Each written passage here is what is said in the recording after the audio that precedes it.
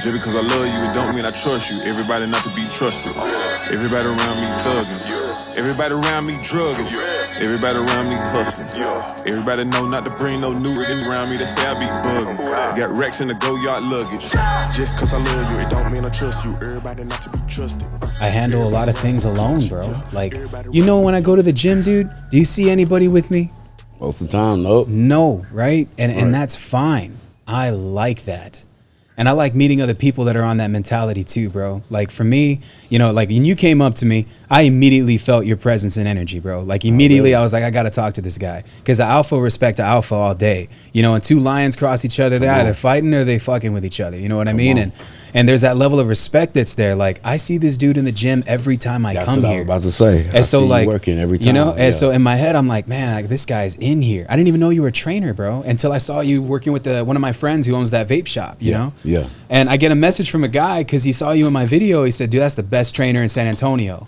I said, damn, what a statement, bro. Because I've been trained by people that I feel that are the best, you know? And so like, I pay good money on trainers, man, because I just see mentality there. And if they got it, they got it. You know what I mean? But it takes a specific type of greatness to train greatness, you know?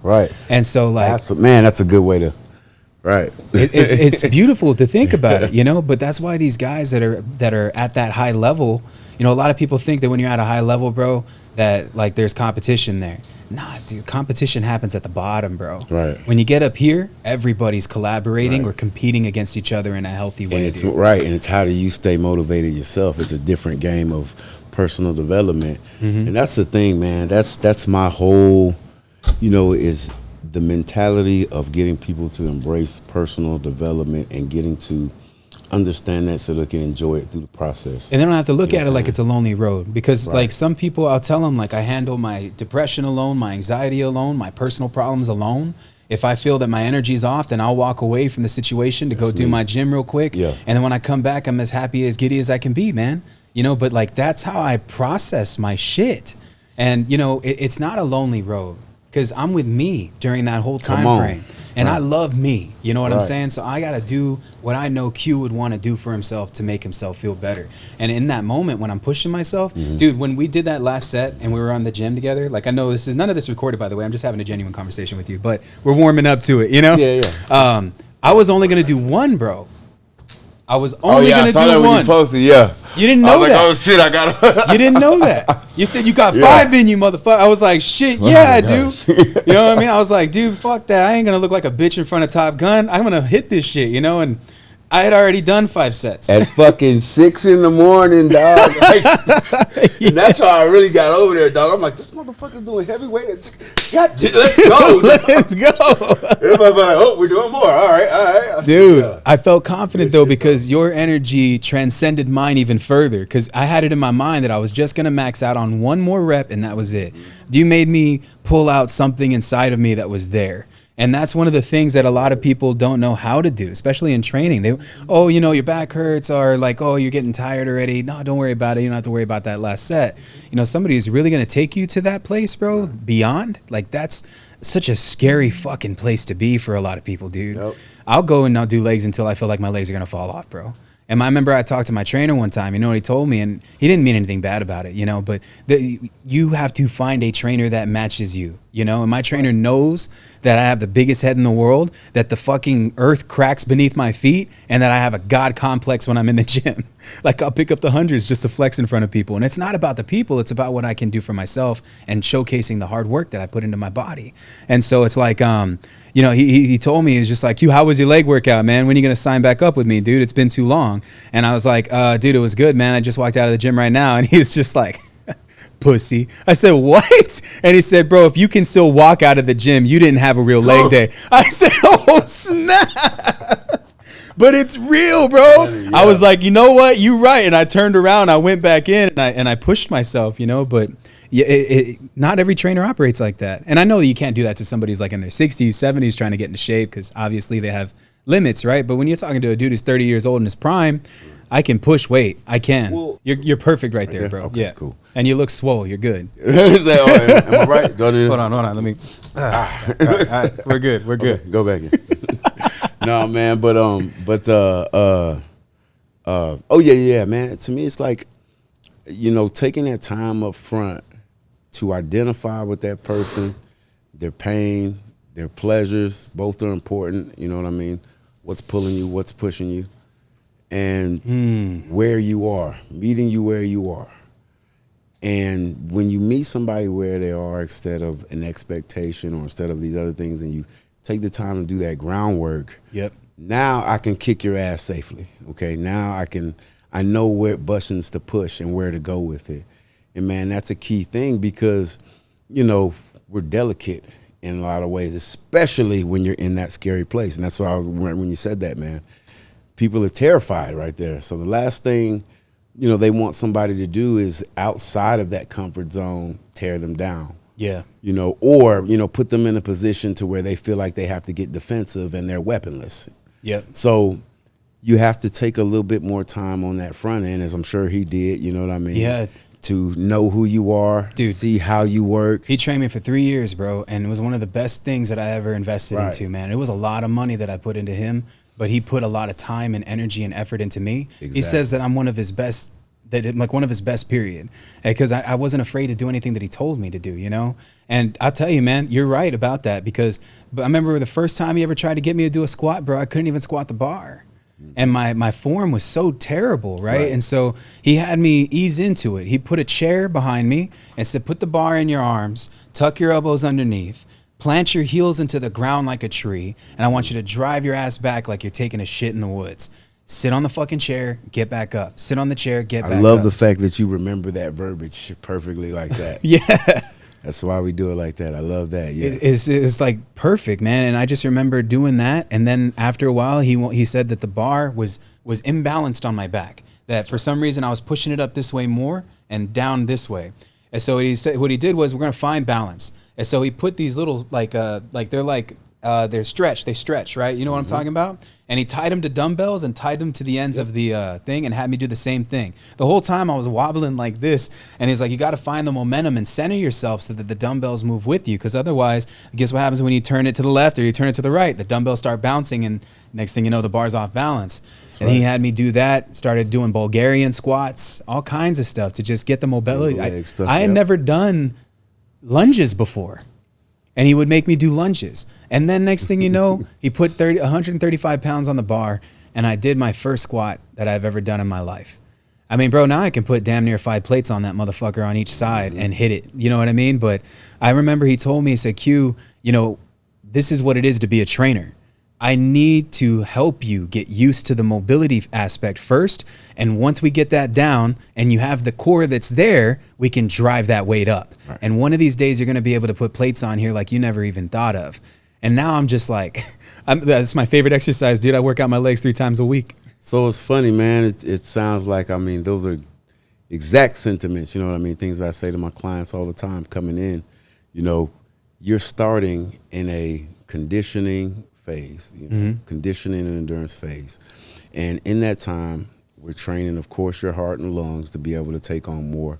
But one of the hugest things is that form and being able to build and find balance and basics and make those things almost second nature. Once you do that, like you said, the progress or the gains, they skyrocket.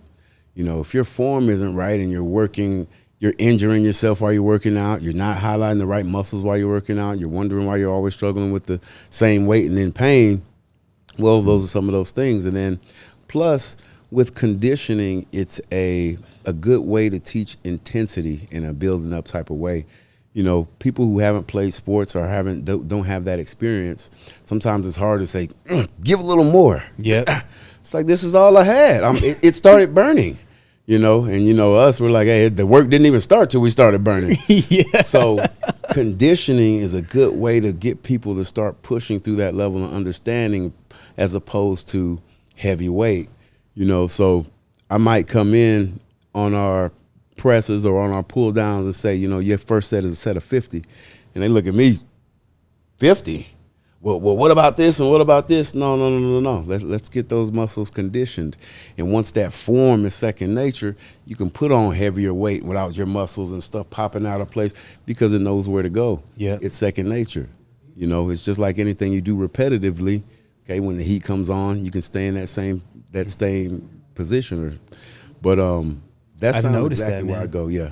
And I feel like my experience previously with going through hard times in business really led me to this, you know? Come on. Like I always knew that I was a good businessman, but brother, I promise you, dude, and I've said this on by the way, guys, this is my boy TopGun, Mav. Tapping in. Fucking so dope. I like, dude, honestly, man, what this dude's been able to accomplish, everybody that's watching this, that's been following me, has just been so astronomical. We barely recently connected, and I've gone through his whole IG, and this dude just has been showing me so much love and supporting me in my business and what I do. And we barely know each other, you know, but this is like our first real conversation that we've been having, like, you know.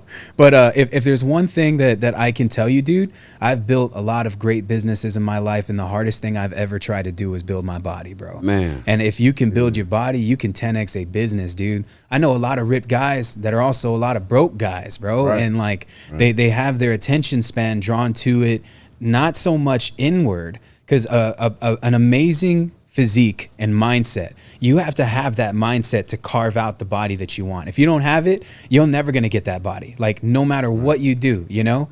And so like with business, man, like when you make money, it's only going to amplify the worst parts of you. And that's the reality. So when you get that bag, bro, that's like, man, if you were a shitty person before money, you're going to be an even bigger, shittier person with money. If you had bad eating habits before money, those eating habits are going to get amplified when you got money, because now you're going to be able to do things that you never thought that you were going to do before. And then I see a lot of guys that get to a point in my space, because I'm in an entrepreneurship space, they get to a point where they're making millions of dollars and they're speaking on stages, man. Ain't nobody going to respect the dude that got a gut out to here, bro, talking about discipline and mindset on stage. What discipline and mindset do you got when you can't even show me six-pack abs, bro? When you can't even do a clap push-up on stage or a freaking squat? And so like in my head, you see that in the entrepreneurship space a lot. People that get on stages and they talk about how much money that they've made. And you can tell the type of person that they are by how they take care of their bodies, dude. And so like you ain't nobody just because you have money, man. You got to have this too, because this is what makes everything else a lot better, bro. Because once you get your body right, you can get the bag even righter. And man, I tell you, dude, I've made more money and have kept more money, because in life it's not how much money you make, it's how much money you keep and how many generations you can keep it for. I've kept more money because I focus so much on my body, man. And it's meeting guys like you that drive the greatness out of people. Dude, you have no idea what you do for people, man. And I'm positive you have like an idea, like, but I'm saying like from my perspective, somebody receiving your service and having been there, just you coming behind me, bro, when I was doing those squats, man, I didn't want to let you down, and you weren't even training me. You know what I'm saying? Like, I didn't want to let you down. You were right behind me. You said, bro, you got 4 more. And I know you would have helped me. But in my head, I was like, dude, I was only going to do 1. And then you showed up, and I did 3 more on top of the 1. You know, man, and it's like we were saying a little bit earlier, man. It's like I get a kick out of this, man. Truly, truly get a kick out of that effectiveness and that fulfillment for another person. You know, sometimes I don't understand. You know, we see all the time people are jealous of what somebody else has or what they're doing or their journey or what's going on that seems good with them. That's always been nonsense to me. Number one, because if you haven't named your success, then you don't even know if they like what that is or if you would like what they have that you're jealous about. Yeah. And number two, the way that I see this and the way that I suggest, man, is that you said this before, man. We're all shitbags. We're all humans. We're all regular people that make different decisions and different choices and are connected, in my beliefs, to a higher power that we can all be connected with. And so what that means, long story short, if you can do it, I can do it. Yep. If you can have a great journey and a testimony, I can have a great journey and a testimony. If you can come from the depths and go to the top, I can come to the depths and come to the top. So when I see you excel, I feel good about I feel good about what I believe. I feel good about seeing someone do good. I feel good about you getting that level, and I feel good about the confirmation that knows that I can too. So there's no negative or jealousy or when I see that, man, and it's truly a blessing to see people that come to me that identify with that 400-pound me. I see it in their eyes all the time. That's crazy, bro. I hear it in their voice all the time and the things that they're going through. And 3 months, 6 months down the line, when I see them having these wins that I experienced, and I'm jumping up and down, clapping, and they're looking at me like, Coach, like, I mean, this was dope, but man, you good. I'm like, man, you don't understand, man. I relive that experience each and every time. Yep. It's took a while to get things to balance the way they need to, and we're still growing, but I'm absolutely grateful every day that I wake up that I actually get to be effective in a space doing something that I love to do all day. Yep. Bro, So it's you know beautiful, what I mean? man. Seeing that, man, and guys coming up to me, one of my clients, man, he's coming up to me. He goes to the mosque and does his prayer 5 times a day, and he's on his knees while he does that. We got 20 pounds off him. He's like, bro, I'm praying the whole time with no knee pain. Wow. I get up and I feel great. I'm like, I mean, that means that God's gonna bless me because I'm taking care of one of His warriors, right? That's you know true, what I mean? bro. But those things are. I remember that, when they say, man, I went down and tied my shoes and I was talking to somebody while I was tying them and I wasn't huffing and puffing. I remember wearing slippers everywhere. You know what I mean? You probably remember too, wearing slippers because tying a shoe was a job. So truly, man. Bro, getting in homeboy there- probably like praying for what you're doing for him too. Man, hold up. I think people don't know about that. I got a friend, his name's Jake. You'll love him. He's just like me. And when I say that, like, this dude is probably one of the most ambitious men I've ever met in my life. And when this guy, he has a trainer who's like from freaking Australia or whatever, that's like a 4-time bodybuilding champion over there, IFBB pro, all that crazy stuff. And, he's always telling me like, bro, like, look how much weight I've been able to lose. Look at all these things that I'm doing, man. And I see that you're doing it too, bro. Like, I'm so glad that we're friends because you're the only type of person that understands me. And it's true because we are a very small circle of people, and people don't know what people go through when they go to the gym. And a lot of people, for them, some people will go to fucking church and think about the gym, and some people will go to church or will go to the gym and think about God. And that's the crazy thing, man. Like, I know that sounds wild. Not at all. Bro, and my boy Not Jake, at all, right? man. He said, Q, what is important to you right now? His wife called me. He said, Q, what's been important to you right now? Because me and Jake are going to church on Sunday. So he called me on Saturday and he said, I want to pray over what you want. Bro, who does that? You know what I mean? And I just wanted to say, like, I love Maddie and Jake if y'all are watching this, but that really touched my heart, man. And I pulled out the Bible, started reading that shit, and I'm just like, I didn't mean to call the Bible shit. God, I'm still new to this faith stuff, but I mean it like, I mean it with love, okay? I mean it with love. And so, like, Loves your heart. man, like, it's beautiful to have people like that pray behind your back, man. And when you really helping somebody pray longer, that's crazy, dude. Right. Look at you doing God's work, man. It takes a strong motherfucker to make a strong motherfucker. Right. And that's Come just real, bro. Come on.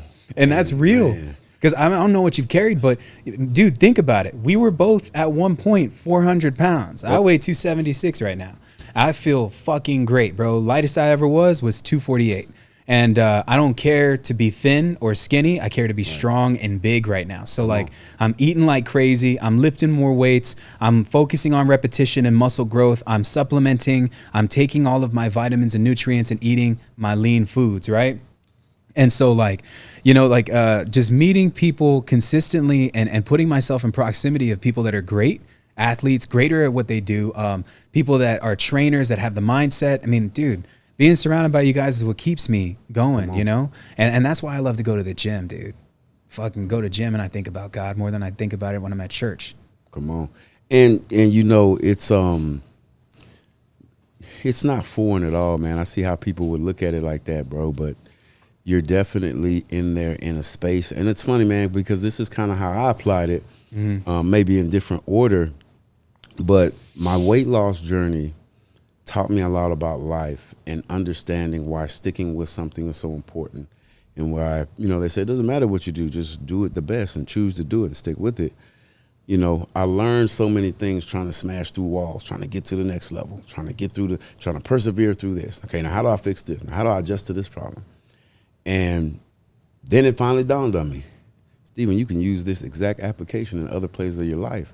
It wasn't just fitness. There was life coming at you at all angles, and you had to figure things out. And it's the same process whenever you go over here, and you can apply the same process here. And, I say that to say, man, wherever you find that space, bro, a lot of us, it is the gym. you can use that, bro. That is like yourself thinking about God, because you're thinking on a deeper level of what you have to do to persevere, to grow through, to be there, man. And we all know that, you know what I mean? Because you come through those points, you want to quit, you want to leave, you want to drop, and you got to keep going and persevere through that. So hitting those walls and finding a way to smash through them is of course, you know, it's a no-brainer. You're a business titan. But the fact that you know how to actually apply that mentality to your fitness too speaks higher volumes. Truth. Because not only does it mean that you've had a prioritize of what's important in your life, it wasn't just a dollar. You said, I got to have my health too. I got to be better for these things too. But you also have the mind to optimize and being able to switch gears. You know what I mean? And that's very important because it's the same freaking process. Yes or no? Yeah, it is. It is. Going out and killing business, is it always easy? No. Fuck no, bro. You got to dig and have tight and go for, you know what I mean? I've lost millions of dollars, bro. You're going to get told no more than yes, right? Yep. You know what I mean? And it's the same thing, man, in this fitness journey. You're going to have more sucky days than you have fun days. You're going to have more, damn, I wish I could eat that days than you do I have. Man, I ate perfect today. You're going to have more of these, I'm a little sore today than you do I have. Man, I feel great and get the good pump days. And you have to find the silver lining in that reason why you're in there, bro. There was something deep in you going on. Yep. You know what I mean? There was. I know you had a moment, man, when you told me, you know what, I can't do this anymore. And I've got to change. Yep. And sometimes we don't even know what that reason is right there, but we know we have to change something. But that, man, applying that and getting people to pull out that mindset, because we all have these drivers. Like I said, your pleasures and your pains. We all have those drivers. In my opinion, we all have that greatness. It's just finding that little point to dig it on out. Just dig it on out. Sure. And my favorite part is, like I said, 6 months, a year later, when they just don't even, oh man, I'm feeling good and I'm doing this and I'm just like, I know how it feels, baby. I know how it feels. I love it. I was having a meeting this morning with my team, right? Because a lot of them are going through like a doubtful phase in their business. And I feel the energy when I'm in there, man. I speak to my team as highly as I possibly can, whenever I can. And so I told them about this thing that had happened, right? And my mentor had told me, hey, Q, I'm going to go and pick you up in my jet. And I said, fuck, I ain't about to fly no private jet, bro. I ain't trying to die. And he said, all right, Q, well, what's stopping you from getting on the jet? I said, if anybody's going to fly that fucking plane into the ground, it's going to be me. No one else. So, like, you know, I want to have full control of the outcome of my life. That's how I've always been. I fucking hate commercial flights because of this, because I have to put my life in someone else's hands, you know? And so, like, I'll fucking drive, bro. I like road tripping. And I told my mentor, he was just like, all right, so when are you going to get your pilot license and buy a plane? And I was like, fuck. He's like, well, I mean, you said you want to fly a plane. You fly mine if you get your license. I said, what? And he's like, yeah, dude, I know you can do it, Q. You've done everything else. What is a fucking pilot license to you? Come on. Bro, and in my head, I was just like, damn. Because you know, this is the thing. Some people don't know how great they are until you show them. Absolutely. And that's what my mentor did to me, you know? Absolutely. And so, like, he has this saying that he tells me, is just like, bro, average fucking people will say that seeing is believing. A real fucking strong ass motherfucker will tell you they got to believe it first and then they can see it. Because once you believe it, then you can see it. And then when you change the way that you see the world, you can change the world that you see in front of you. And no one else can take that away from you. And so, man, like, just the capacity to grow and expand in not just the mind, but in the body has just been astronomical for me, bro. The fact that I can run around with my son if I wanted to. The fact that I can make love to my woman without breaking her fucking back. And the fact that I can, like, jump up and down at a concert and just have a good time without feeling like I'm dying. Right. All of those things were freedoms that I had given up in the pursuit of money. And you know, we were talking about this a second ago, right? We were talking about the journey. And a lot of people, they want the outcome so fast. And bro, like, let me just be real with you, man. This is what it is to be a business owner. This is what it is to be in the gym. You're not going to fall in love with the outcome, bro. The outcome's a fucking blink in time. When you get that, you're not going to be 3% body fat your whole life. You're going to go up there, put it all on the line for one show, and then you're going to show everybody how great you are. For that one moment, your 3 to 5 years of work shows when you're on that stage, right? And I've seen how shredded you got. I mean, you dropped all the way down to 3%, but you ain't at that right now. You know what it takes to get to that, But at the time frame, right, you know that at any point in time you can switch gears and go right back to that if you wanted to. And that's that freedom that a lot of people don't understand. You see, happiness, the idea of the pursuit of happiness doesn't mean that the happiness is this end all be all place where you're just happy all of the time. You got to find happiness in the pursuit of greatness, because that's where you'll truthfully grow, bro. Man, hold on, man. Hold on. Bro, it's real, man. We need that for a real snippet right there. That's a real snippet right there. I appreciate it, man. Man, so let me go in from bro. right there, man, because that's beautiful, man. And that's kind of what I was getting in there. And where'd our brother go? Did he leave? Because last time I was here, he was actually mentioning something about this as well, man. Yeah. So you know, a big part of this, like you said, man, is coming back to the discovery, okay? Discovery questions. So I'm, you know, as a trainer, man, or as a coach, even in consultation, we're going deep in your why. Why you want to lose weight? I just want to get 20 pounds off. Why? I feel heavy. Okay, well, why is that important to you? Reason being is because we have, like you said, infinite games and finite games, right? Yep. Finite is that bodybuilding show. Getting down to that percentage. You're going hard for that certain amount of time. But what's the infinite game? Fitness and health and living healthy. Yep. So we have to dig in deeper to be able to understand that this is a lifelong thing and be able to, like you said, be happy through the journey of greatness, the pursuit of greatness, as you said, not an end point. And man, I kind of use that to compare. It's funny you use that comparison. I kind of told a story about the bodybuilding. When I did that show, man, all the judges and everybody said, man, he was smiling the whole time. He was having such a good time. You know, everybody backstage, they were like, oh, what number show is this for? I'm like, man, this is my first show. You know, I'm just. Wow. And the thing was, I told myself, you know, that I won by getting there, you know, and that I was going to enjoy the process. I'm going to enjoy every moment on stage, every moment of that weekend. And I think that was important, man, because on one side of things, you know, like you said, it's the little goals that show us what we can do that give you confidence in the infinite games. The little goals, you set that up, you knock that down. Okay, well, I can do things. I may not have to do them this way all the time. I may not have, but I can control the outcome. Yeah. And knowing that you can control an outcome, even when it's not easy, even when it's not something that you see or when everybody else didn't see it, that's the power and the confidence to get you, okay, well, I can start getting comfortable in my own skin so that I can do necessary to keep this going, okay? And that's, to me, more of the purpose of setting up those little intermittent goals in between. So I had to switch gears from, okay, I wanted to be the most shredded motherfucker on stage, you know, this crazy diet and discipline, okay, all right? So now we're coming back to lifelong health, being a father, running a business, growing the business, still being an employee within the business as a trainer, being in a relationship, all of these things, man, and trying to make sure that we have prioritized in order. So now the challenge just switched, okay? We've got get down on 3% body fat at all cost, and now we've got prioritize so that now these things work for the rest of your life. Man. So now this is integrated. And we're not at that hard level of the crazy 3%. So this is easy for you, Q. Now you can throw this in and integrate it to everything else you're doing, man. It's crazy. So that, man, it's setting these people up, man, to get for that win. And you know, you have to be uncomfortable first.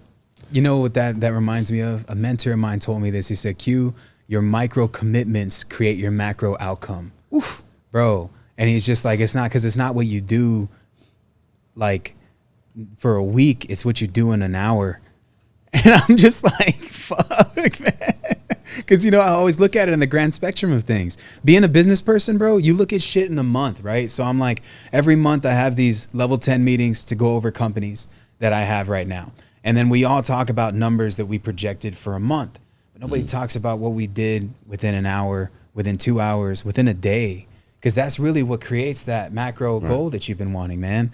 But dude, I mean, honestly, bro, like I praise anybody who's ever gone through the notion of losing weight. Because what you're talking about, like having been 400 pounds to flexing on stage, the thing that you just mentioned was getting to that point was you winning. You know what I'm saying? Right. It reminds me of like, have you ever seen that interview that Mike Tyson does with he was a famous boxer, Sugar Ray Leonard, and they're talking, right? And he's just like, I got this demon inside of me, man, and he's just been wanting to come out, bro. And I don't let him come out, man, because I know the type of person that's going to happen. And if he comes out, all hell's coming with him, right? And he's just like, I'm not that person anymore. I used to be in the ring, and when I was in the ring, I was a god, and now I'm nothing, man. Right. And then a couple of months after that podcast, you saw him at a headlining event with for Jake Paul, and he was fighting Roy Jones Jr.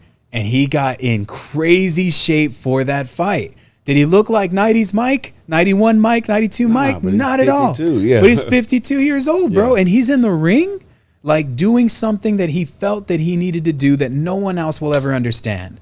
They made that fight a no contest. But to me, both of those guys are champions for getting out of their comfort zone and showing us that they still got it. It's like fucking Rocky IV when he wanted to do that fight.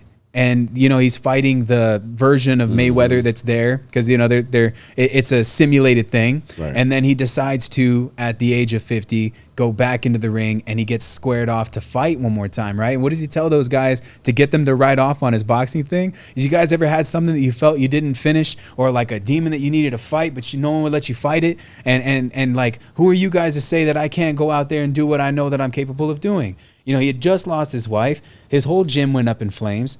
He lost everything. And that's all he knew was fighting, you know? And so I remember watching that part of that movie and thinking like, damn, like he is not fighting to win that fight, bro. He doesn't care about that because he's going to win internally, mentally, because he has something that he needed to do in that moment. And remember when he walks out of the stage at the end and everybody's chanting Rocky and they're putting the belt back around homeboy, and nobody gives a fuck about that guy because he's already won. He's already a champion, you know? But the guy told him, he's just like, dude, wow, man, like you were one of my best fights. And I've fought in a whole bunch of greats. I love that so much, man, because for a lot of people, greatness is subjective, dude. For some people, it could be you stepping on a stage. For other people, it could be you winning that stage. Ain't nobody got the right to tell you what was great or who won or who XYZ, man. Because you did that shit. You want to talk shit about me getting on that stage and losing? Do what I had to do to get to that point, and then you can talk to me. You know, man, that's crazy, man. That's kind of like I said, man, you said that greatness is subjective. And like it's, you know, in a different way we were looking at it earlier, man, is it's only through that time period of the window that they see the greatness. You know what I mean? Or that that greatness aligns with the perception of everybody else. So, you know, everybody, oh, we don't want to see you come out of retirement. We don't want to say, oh, if you're not going to win, you're not going to knock them out. And they don't get, man, a big one for me is the word human beings, right? So we know what being means. We use it in a sentence. You're being an asshole. You know, right? Yeah. So this is what I try to, man, to tell people, man, as a human being, it's not about, you know, what you're getting to, you know, when you get to this pivotal point. What are you being all the time? Like your man said, within the hour. What are you being all the time? What are you primarily thinking about? What person are you primarily being all the time? Because that's what's expanding in your world. That's what's growing in your world, and that's who you are, and that's what you're reflecting and getting back. You know, when we don't understand that, then there's misalignment. Why is this coming to me? Why is it that? Well, what are you thinking about all day? You know, what person are you being? Are you pursuing that greatness all the time and always emptying the tank? If you're always emptying the tank and we're in the weight room, it might be on 95 pounds 1 month. And then a year later, it might be on 195. And then a year later, it might be on 275, Jeez. You know, and people, when you get to 275 are like, oh man, he's great. It's the same guy that was doing 95, giving everything he had. Shit. That's all it is. Yeah. You know? So we find that spot of where all you got is, okay, all right, I'm going to put that marker just a little bit. Put that carrot just a little bit. Boom. You know, and you're already great. You know, and my guys, they come in all the time, man. You know, they think I'm trying to play them when I give them those 5s and 10s to their weights, and they're like, oh, you trying to, okay, let's get some reps in. Let's get some reps in. We can make it heavy. Right, and then they see, you know what that does, man. And then, of course, like we said, through that conditioning phase, they look back a year later, and those weights I was doing 5s and 10s with, I'm using 50s and 65s for. And And they're like, man. And they'll see somebody new coming in. They're like, man, I remember when I was right there. And I'm like, yeah, it's crazy. Now, as long as you empty the tank the whole way, the tank go get bigger every time, right? I love it, man. You know, one of my favorite quotes is, I forgot who it was. I think it was Ronnie Coleman. No, I'm sorry. It was Steve Rollins. He's an old school bodybuilder from the 90s. Hardcore metalhead, too. He had like a metal band. Henry Rollins was his name. I'm sorry. Henry Rollins. And he has this quote, and I love it so much. He says, the gym will never lie to you. It'll never judge you. It'll never make you feel anything less than what you are. And when you get under that bar, 225 pounds will always be 225 pounds. And the only motherfucker that's capable of changing is the man who sits underneath the bar. And I love that quote so much, bro, because it's real, man. There was a time, dude, when I could barely bench 120. Not even that. I remember I had 225s and 210s on the sides. So it was 35, 35, 45. And I was thinking about it, and I was like, man, wow. Because I can stack 3 plates on that now. And I've never been able to do that before. But there was a time when even 3 plates was crazy. And there was a time when 2 plates was crazy. And even 1 plate was crazy.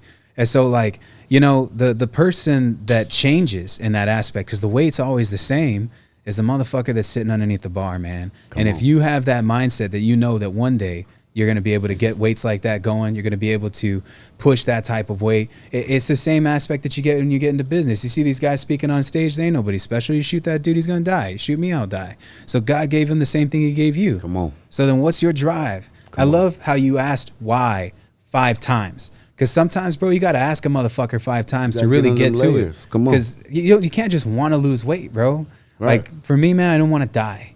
I just didn't want to die, and I was getting told that if I kept going at that weight that I was at, that I would die. And so I'd be damned if I leave this world because I allowed myself to fucking be this person, bro.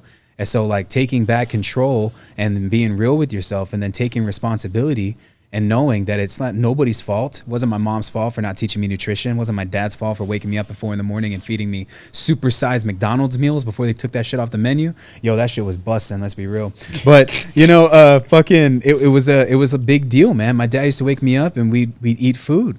These were habits that I allowed myself to cultivate and attain and retain throughout the years. So a lot of life, man, is really just unlearning things that you were taught when you were a kid and then driving new things into your body and into your mind, into your spirit, into your soul, into your faith. I love that, yeah. Man, you know, I just have so much respect for guys like you, bro, because what you do, man, like, you're a greatness seeker, bro. You know what that is? That's somebody who finds something great in a motherfucker and drives it out of them. Because it takes people like you, bro, to go into somebody's life from where they're at right now, like that vape dude. You know, every time I see him, I always tell him, dude, you're looking fucking great, bro. Like, seriously, from the first time I saw you here to now, different person.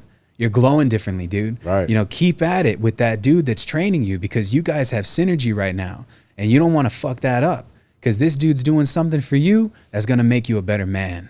And dude, a strong man is a better man. Any way that you look at it, bro. Come on. We got to be strong. And it reminds me of Seth Rogen, right? What he said, strong men create good times create weak men create hard times create strong men.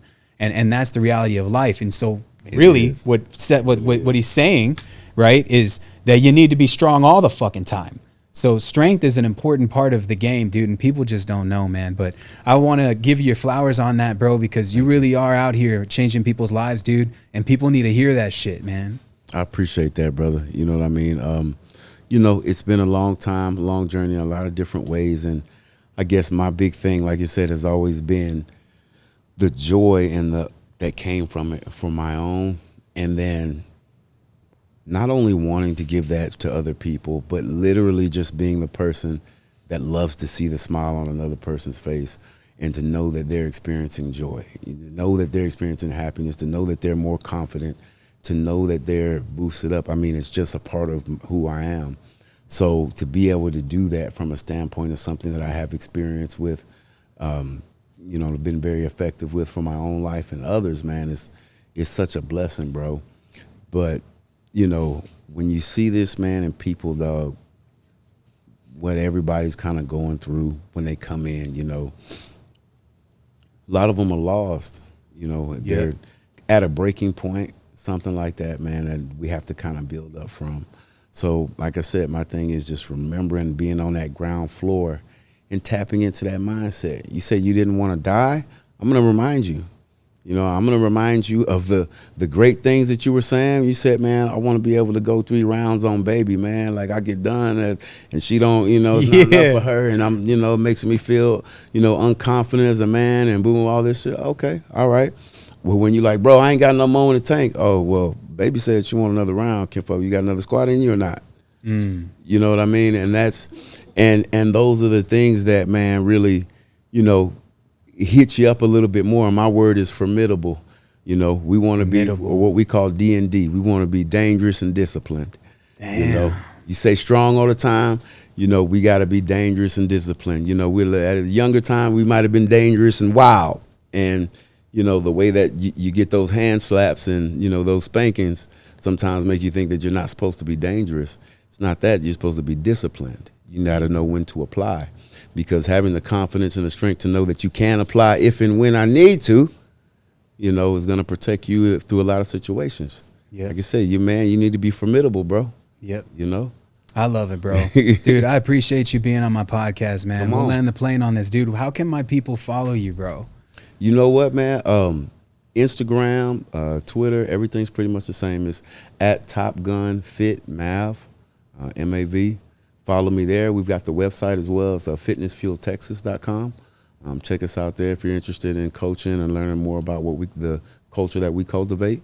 I'm glad to take you on, man. I'm fucking dude. Thank you so much for being on my podcast, bro. Thank you so much, brother. Thank you. It means a lot for me, man. This was one of my brother. favorite sets, dude. My favorite sets. You know what I'm saying? We got that work, man. I love you guys. I'll see y'all on the next one. Let's get it. Peace.